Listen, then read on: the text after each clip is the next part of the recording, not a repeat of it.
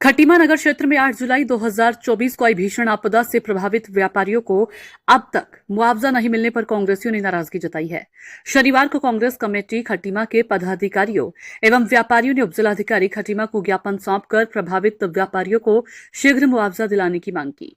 ज्ञापन के मुताबिक वर्ष 2024 की भीषण आपदा के दौरान नगर के अनेक व्यापारियों को भारी आर्थिक नुकसान उठाना पड़ा था।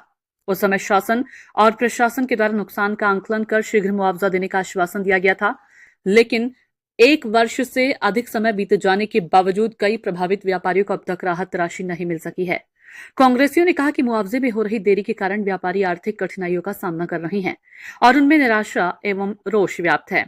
उन्होंने प्रशासन से मांग की कि सभी पात्र व्यापारियों को तत्काल मुआवजा प्रदान किया जाए तथा जिन मामलों का निस्तारण अभी लंबित है उनका सत्यापन कर शीघ्र कार्रवाई की जाए। कांग्रेसी नेताओं ने प्रशासन से जनहित एवं व्यापारियों के हितों को ध्यान में रखते हुए शीघ्र आवश्यक कार्रवाई करने की मांग की है।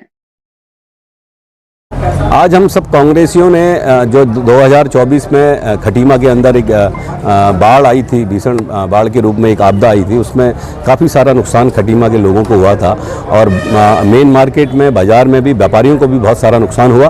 उसको लेकर उस नुकसान को देखते हुए उत्तराखंड सरकार ने एक धनराशि जो है वो बाढ़ पीड़ितों के लिए अवमुक्त करी थी, जिससे कि कुछ राहत बाढ़ पीड़ितों को मिल सके, लेकिन उसमें व्यापारियों को अभी तक वो धनराशि जो है उन व्यापारियों को नहीं पहुंच पाई है।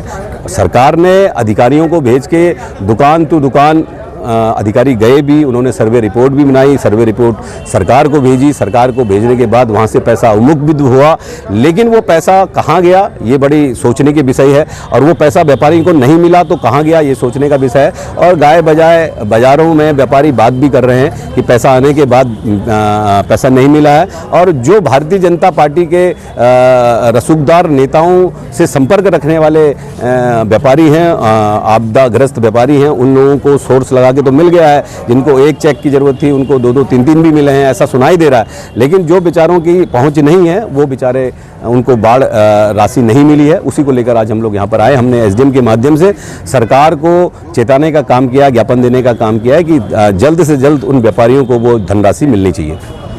देखिए, व्यापारियों के हित के लिए जो भी कांग्रेस कर सकती है, आज लोकतांत्रिक संवैधानिक तरीके से हमने यहाँ पर ज्ञापन दिया है। उसके बाद हम अगला कदम धरना प्रदर्शन या फिर बाज़ार में हम जुलूस निकाल कर हम कुछ ना कुछ ऐसा लोकतांत्रिक कार्यक्रम करते रहेंगे जिससे कि सरकार को हम चेताने का काम करें, जगाने का काम करें। जब तक व्यापारियों की वो धनराशि नहीं मिल जाती तब तक हम चैन से बैठने वाले नहीं हैं। हम आंदोलन करेंगे, प्रदर्शन करेंगे। देखिए, पहले पूर्व में हम एक प्रेस कॉन्फ्रेंस कर चुके हैं जिसमें मैंने अपने जो हमारे बाढ़ पीड़ितों हमारे व्यापारी भाई को अन्याय हमारे साथ हुआ था, पैसा जो रिलीज़ हुआ था वो पैसा नहीं मिला। इसके लिए हमने अपने माननीय विधायक भुवन चंद कापड़ी जी से हमने अनुरोध किया था कि हमारे आप व्यापारी भाइयों का आइए, हमारा साथ दीजिए, क्योंकि हमारे क्षेत्रीय विधायक हैं और मैं उनका बहुत बहुत धन्यवाद करना चाहता हूं कि आज उन्होंने हमारी आवाज़ सुनी और संयुक्त रूप से हमारे व्यापारी भाइयों ने और कांग्रेस के परिवारों ने हमारे साथ आके आज ये एसडीएम साहब को ज्ञापन देने का काम किया।